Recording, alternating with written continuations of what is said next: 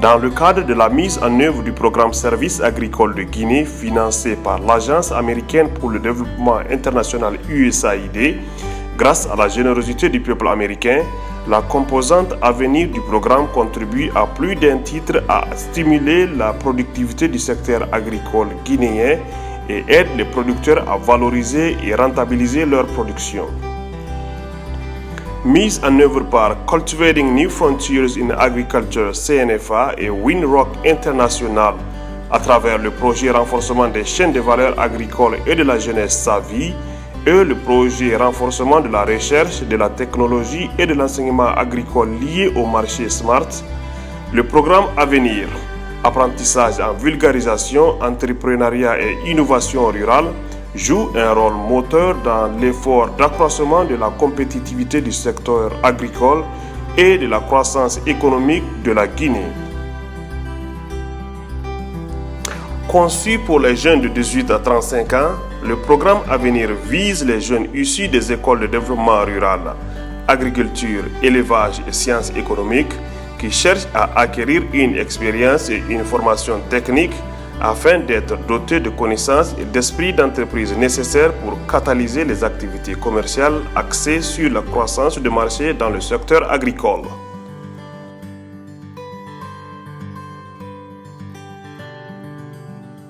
Dans le cadre de ce programme de formation, une centaine de jeunes Guinéens diplômés sans emploi ont vu leurs capacités renforcées et s'activent pour la mise en œuvre de leurs entreprises.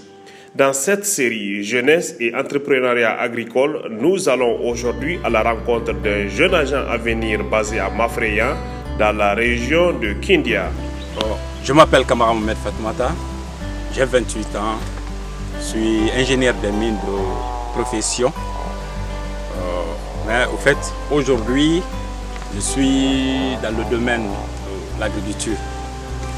Ce n'était qu'en 2013 que j'ai eu pour la première fois l'idée de réaliser une plantation. Un jour, j'étais à la maison, j'ai un ami dont son papa était un producteur, l'un des plus grands producteurs de l'ananas ici à Mafreya. Le gars était venu me voir d'aller l'accompagner à Madinagé. Je lui ai demandé pourquoi, il me dit qu'on va aller négocier avec les planteurs parce que chaque mois de novembre, décembre, jusqu'au mois de janvier, il y a les commerçants de la sous-région, c'est-à-dire du Sénégal, du Gambie, du Guinée-Bissau qui viennent ici pour chercher des ananas, quoi. Donc il m'a dit d'aller l'accompagner là-bas, qu'on va aller négocier les ananas avec les planteurs. J'ai dit ok, nous sommes partis. Mais bon, les gens ils nous ont dit de chercher l'ananas à 3000 francs. Donc nous sommes partis, on a négocié avec les gens là à 2800. Donc sur chaque kilo, on avait eu 200 francs. Ils étaient venus pour chercher 60 tonnes. Nous, après une semaine, on a pu gagner que 28 tonnes. Et on a eu quelque chose de 5 millions et quelques comme ça. Pour tout, je lui ai demandé, mais man, pourquoi au niveau de l'ananas, la demande est toujours supérieure à l'offre? Pourquoi les gens ne travaillent pas? Pourquoi les gens ne produisent pas l'ananas? En tout cas, ces jours-là, il m'a fait comprendre que parce que l'ananas, le coût de démarrage, le coût de financement est très élevé, que ce n'est pas facile. À part de ça encore, que le cycle est trop long, qu'il faut avoir des moyens pour produire l'ananas. Je dis par exemple, si moi je veux produire 1000 pieds, il me faut combien? Ces jours-là, on a effectué des calculs, c'était à peu près 1 million pour faire 1000 pieds. Je dis ok, donc depuis ces jours-là, moi aussi j'ai effectué des calculs, j'ai mentionné ça, j'ai gardé avec moi. Parce qu'en 2013, j'étais encore sur le banc, quoi. Je suis parti. Après mes études supérieures, je suis venu, j'ai postulé un peu partout pour chercher le travail, mais c'était pas facile, quoi. Donc je me suis retourné vers l'activité là, quoi. Donc j'ai fait un calcul et j'ai déposé ça auprès de mon frère. Ce dernier m'a posé tant de questions. Est-ce que tu as fait des études de faisabilité, dès que tu as calculé les risques? Est-ce qu'il est possible que tu gagnes dans ça? Bon, je l'ai convaincu par A plus B, finalement, il m'a compris. Il m'a aidé à avoir quelque chose de 5 millions, juste pour 5000 pieds, quoi. Donc j'ai démarré avec les 5000 pieds. Je me suis lancé petit à petit, mais ma première année, je n'avais pas assez d'expérience. Avec tout ça là, j'ai eu en tout cas un bénéfice qui m'a encouragé de continuer, quoi. L'année passée, c'était ma deuxième année. J'avais eu quelque chose de 8 tonnes. Donc cette année, je compte avoir quelque chose de 24, pourquoi pas 25, 26 tonnes. En tout cas, si ça donne bien. L'agriculture, c'est une activité dont moi j'ai hérité. Mon papa était un agriculteur. Mais seulement moi, j'ai changé de filière. Parce que lui, c'est le riz qu'il cultivait, quoi. Moi, j'ai changé de filière. Je suis sur la production de l'ananas.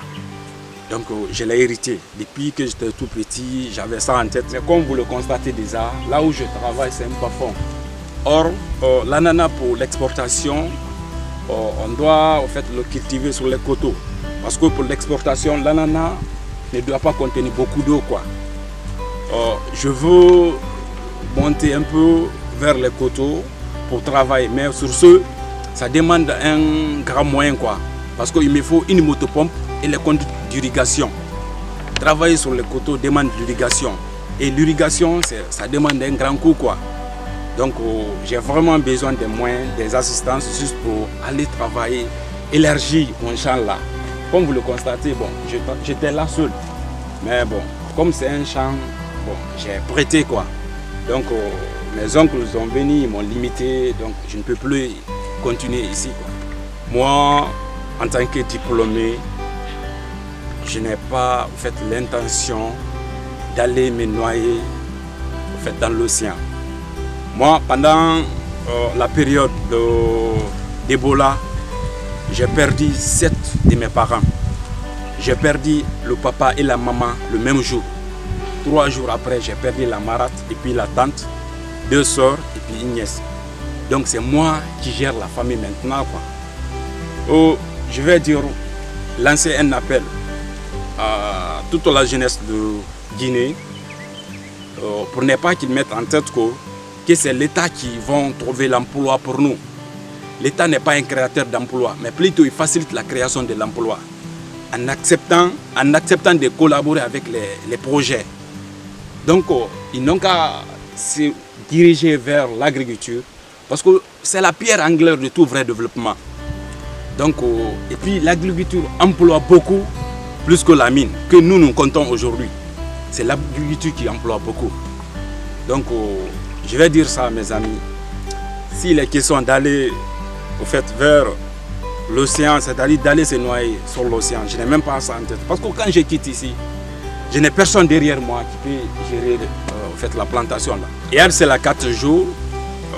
J'ai un camarade de classe. Quand on faisait la 4e année, c'était lui notre chef de classe. Il a tenté de partir en Europe et il s'est fait noyer au Libye.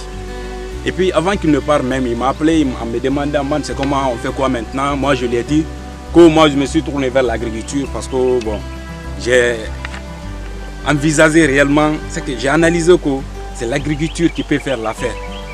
Donc il m'a encouragé beaucoup. Or lui il a fait une ambition pour aller vers l'Europe. Il est parti, il s'est noyé. Moi, mon plan d'affaires est déjà presque élaboré. Parce que j'ai analysé, peut-être dans 2 ou 3 ans, je vais être l'un des plus grands producteurs de la Basse-Guinée. Je compte tellement élargir mon champ là. Je sais que si le projet arrive à m'appuyer dans ce domaine, je serai capable d'employer quelques centaines des jeunes, en tout cas des jeunes Guinéens, de ça en tête. Parce que j'ai commencé ça il y a de cela 3 ans. Quand j'analyse un peu ma capacité de production, je suis à 24 400 pieds. Donc d'ici peut-être décembre prochain, je compte avoir quelque chose de 70 millions. Alors je pense que si le projet arrive à m'appuyer dans ce sens, je serai capable de faire l'affaire.